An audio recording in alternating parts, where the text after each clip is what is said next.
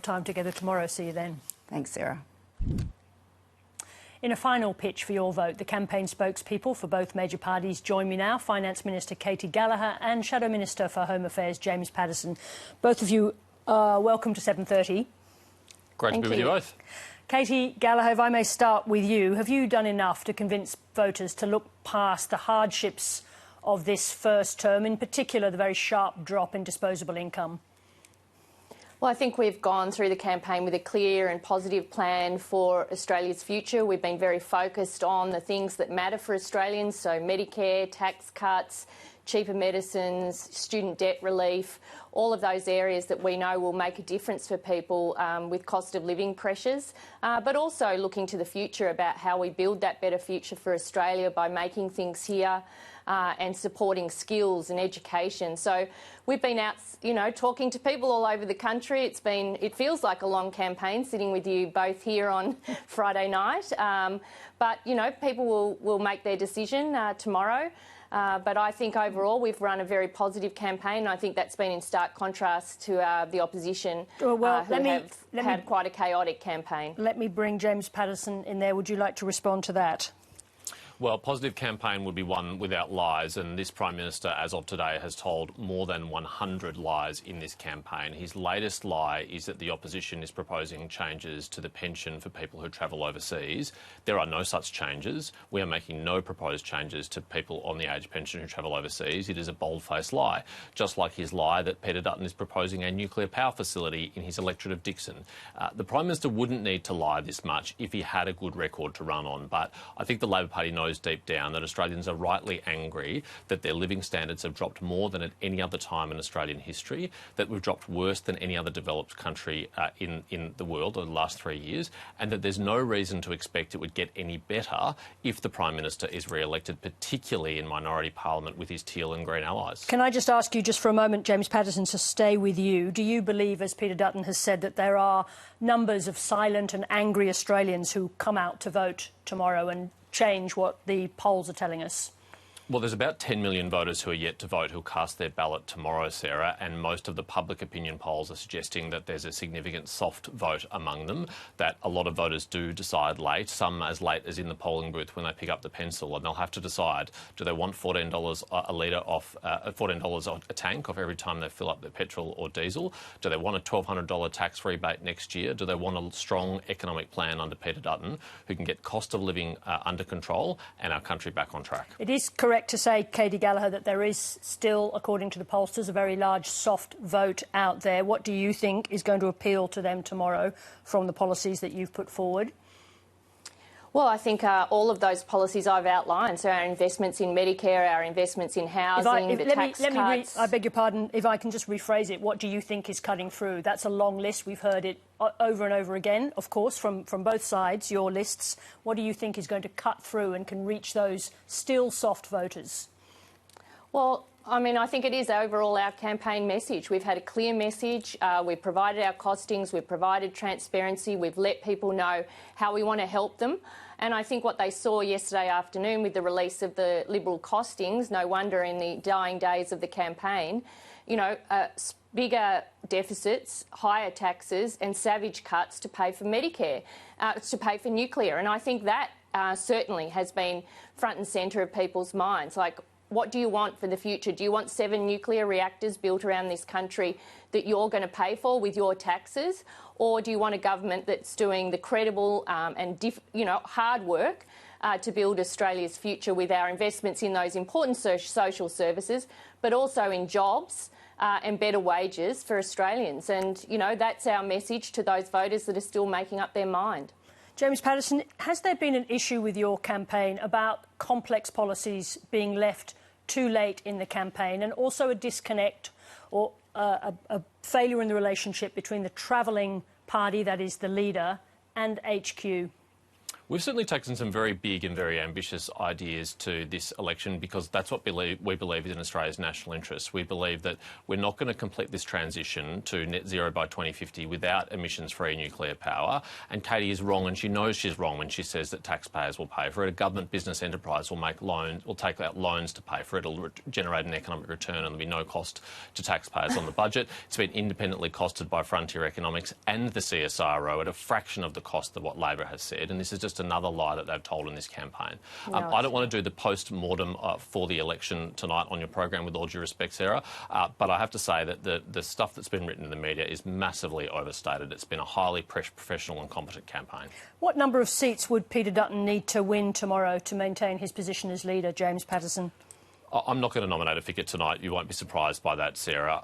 I will wait until the votes are counted. We'll wait until, in fact, the votes have been cast before we make any decisions about the future. But I'm confident as Australians contemplate the future of another 3 years of Anthony Albanese and Labor, another hit to their living standards, another blowout in the cost of living, that they won't want to contemplate that.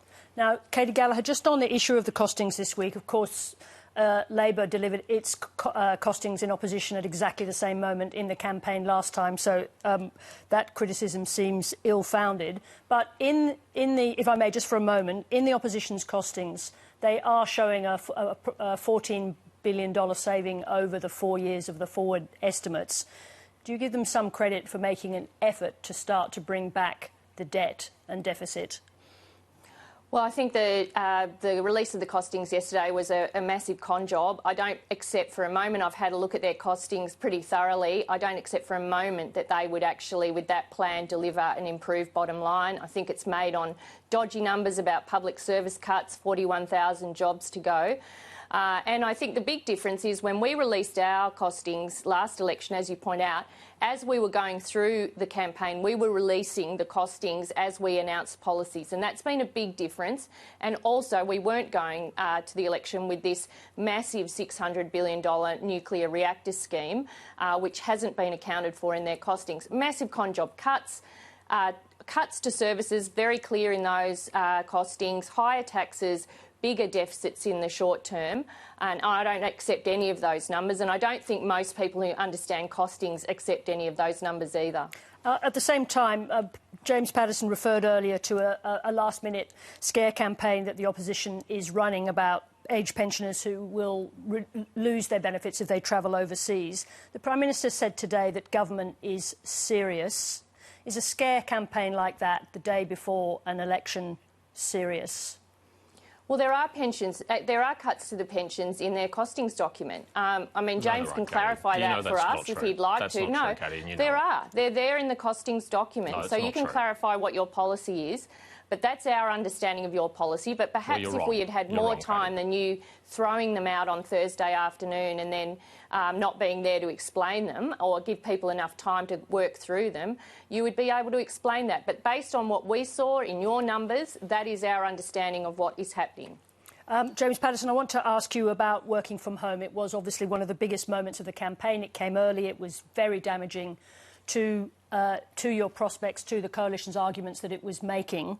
In your view, will that turn out to be the most decisive issue if you lose tomorrow? It's a nice try, Sarah, to get me to do the post-mortem in a different way. I'm not going to do that. But what I'm very happy to acknowledge is that that policy was a mistake. We've clearly owned up to that. We've taken responsibility for that. I think that's what responsible political leadership is. We're not perfect. We don't always get things right. And when we do get things wrong, as we did with that policy, we owned up to it and we changed rather than sticking by it. I wish the Prime Minister had that strength of character. I wish he was able to do that. He's never able to admit fault. He's been asked many times in this campaign by journalists, is there anything he's done wrong? Is there anything he would do differently? He's never able to acknowledge anything he does wrong. He can't even acknowledge when he falls off the stage, and I think that is a revealing character trait. There's been a lot of discussion in the analysis of the campaign about the effect of Donald Trump and particularly the effect it had on some of the values that the coalition was expressing in the early days. Have you been very unlucky in your timing, James Paterson, to have this election campaign take place under the shadow of Donald Trump at his most chaotic? Maybe or maybe not, Sarah. We'll find out tomorrow night when the votes come in. Certainly it has had a dramatic effect on the Canadian election. I think we can all observe the opposition leader there who lost 20 points in the poll over the course of the last few months in the lead up to their election. We'll know what the result is in our election, but I have to say two things. Donald Trump is not on the ballot in Australia. Peter Dutton is, Anthony Albanese is, but no one can vote for Donald Trump in this country. And secondly, I do think it is irresponsible for the government to have weaponised this in a domestic political context. The US relationship is our most important security relationship. It should not be used as a political weapon in an election. But that's exactly what this government has done. And I hope, if they are successful at this election, if they do win a second term, that they've got a plan to deal with an administration that they've used as a political weapon in a political campaign. James. Go ahead, Katy Gallagher. Honestly, we've seen plenty of weaponising of international relationships through this campaign, plenty of it from your leader, including putting our defence relationship on the table with the US and verballing the Indonesian president all in the same week. I think that's pretty startling. But, Sarah, there has been policies imported from overseas. I think the Peter Dutton thought he could get away with working from home. He thought it would be a great culture war to play, and he played the card and it didn't work. And people in the suburbs that find parking and commuting and juggling kids were shocked and horrified. And the response to that was a real one, because we know that's how they, modern families balance everything. But I think they thought they'd get away with it, and when they didn't, they had to backflip. All right, well, we're going to find out tomorrow what the judgment of the voters is. But in the meantime, Katy Gallagher, James Paterson, thank you very much indeed for joining us this evening. Thank you.